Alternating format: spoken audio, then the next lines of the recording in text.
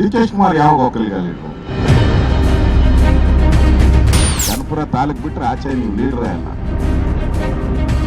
Cooker blast ಮಾಡೋದಂಗೆ ನನ್ನ brother ಅಂದ್ರು.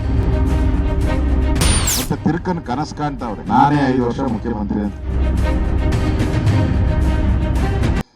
D K Shivakumar ಯಾವಾಗ ಒಕ್ಕಲಿಗ ಲೀಡರ್ ಆದ್ರು?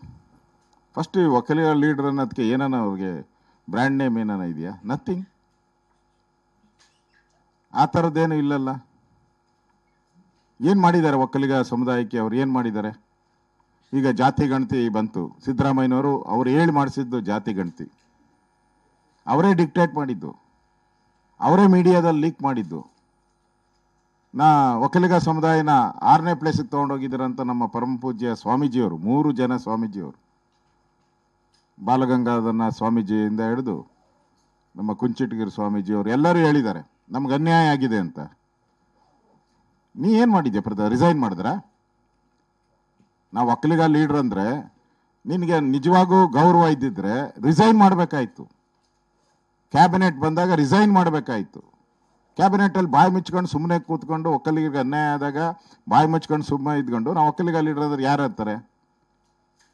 ಈಗ ಜಾಸ್ತಿ ಒಕ್ಕಲಿಗ ಲೀಡರ್ ಇರೋದು BJP ಮತ್ತು JDS ಅಲ್ಲೇ. ಇಡೀ ಕರ್ನಾಟಕದ ಹಳೆ ಮೈಸೂರು ಎಲ್ಲ ಭಾಗದಲ್ಲೂ ಲೆಕ್ಕ ಹಾಕಿದ್ರೆ ಹೈಯೆಸ್ಟ್ ಇರೋವಂಥದ್ದು ಒಕ್ಕಲಿಗ ಲೀಡರು BJP ಮತ್ತು JDS. ಲೆಕ್ಕ ಹಾಕೊಳ್ಳಿ. ನಾನು ವಿರೋಧ ಪಕ್ಷದ ನಾಯಕ, ಉಪಮುಖ್ಯಮಂತ್ರಿ, ಅಶ್ವಥ್ ನಾರಾಯಣ ಅವರು ಉಪಮುಖ್ಯಮಂತ್ರಿ, ಕುಮಾರಸ್ವಾಮಿಯವರು 2 ಬಾರಿ ಮುಖ್ಯಮಂತ್ರಿ, ದೇವೇಗೌಡರು ಈ ದೇಶದ ಪ್ರಧಾನಿ ಮುಖ್ಯಮಂತ್ರಿ. ಕಾಂಗ್ರೆಸ್ಸಲ್ಲಿ ಯಾರಿದ್ದಾರೆ ತೋರಿಸಿ ನೋಡೋಣ. ಯಾರೂ ಇಲ್ಲ.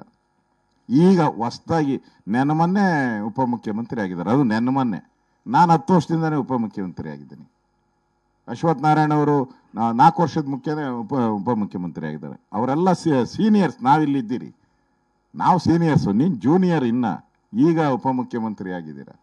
ನೀವು ಒಕ್ಕಲಿಗ ಲೀಡರ್ ಅಂತ ಫಸ್ಟು ಕನ್ಫರ್ಮ್ ಯಾರು ಹೇಳಿದವ್ರು? ನೀವು ಕನಕಪುರಕ್ಕೆ ಅಷ್ಟೇ. ನೀವು ಕನಕಪುರ ತಾಲೂಕು ಬಿಟ್ಟರೆ ಆಚೆ ನೀವು ಲೀಡ್ರೇ ಅಲ್ಲ.